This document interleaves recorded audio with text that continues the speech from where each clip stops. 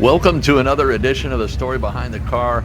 So, at the Wentzville Rod Run, I saw this 1972 Chevy C10 stepside. Man, it is just a great looking truck.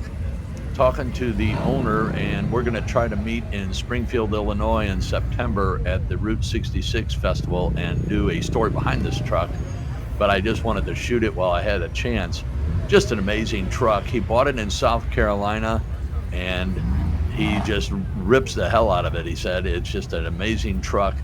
He's had several other vehicles. He sold them to buy this one, and he said it's his favorite vehicle he's ever had.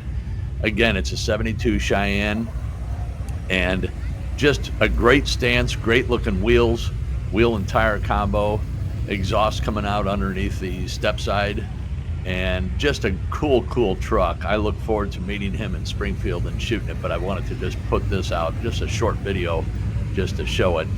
And great looking truck, great patina, and homegrown hot rods.